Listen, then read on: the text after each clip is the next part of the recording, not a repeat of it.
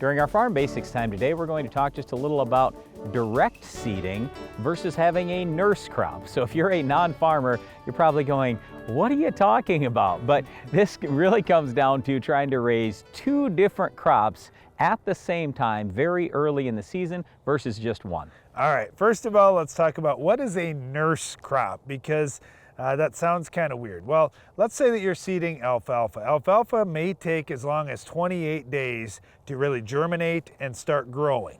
Well, 28 days is a long time, and so for farmers, they want to have a little bit of cover out there. Oftentimes we would see, as we were growing up, and it's still a practice that happens today, oats being put in as a nurse crop with alfalfa. Well, oats only takes a few days to germinate and pop out of the ground. So if you put oats out there, all of a sudden you have some nice little grass growth out there to protect those young alfalfa seedlings. Well, Darren, it's not just to protect the alfalfa seeds or seedlings. What it's really about is protecting the soil. The purpose of a nurse crop is to have something growing there to hold the soil in place and protect it from wind and rain erosion.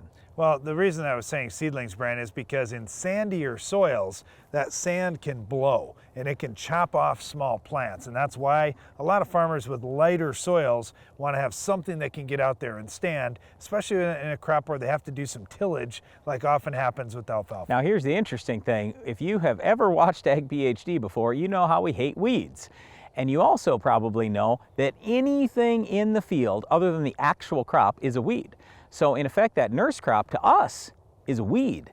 So when we say, hey, we're going to have this nurse crop growing, is that going to hurt the alfalfa production? Absolutely no question about it. That's why, if possible, we would prefer to not have a nurse crop. But like Darren said, if you have sand, if you're worried about erosion, just protecting that soil and the young seedling, period, yeah, you might say, well, I'm willing to sacrifice a little bit of yield and I'll put a nurse crop in. All right, so we talked direct seeding, just putting alfalfa out there, for example. That's a great thing to do. In many cases, like Brian said, you can maximize your yield potential. We like to do that in our part of the country in April or in August. And the reasons why is because we're going right into times where we typically get some rainfall to get things to start. And this is one of the keys to getting a crop off to a good start, is getting timely rainfall after planting. Now, if a farmer had irrigation, which a small percentage of acres in the United States have irrigation, that's great. The farmer can plant and then water it in really quickly.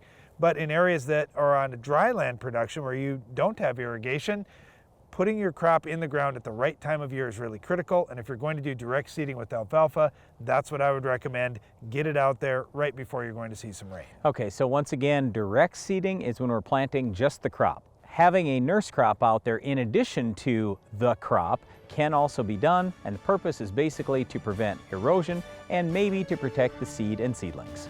Well, with either type of seeding system, you are going to have to control our weed of the week. We'll show you what will work coming up later in the show.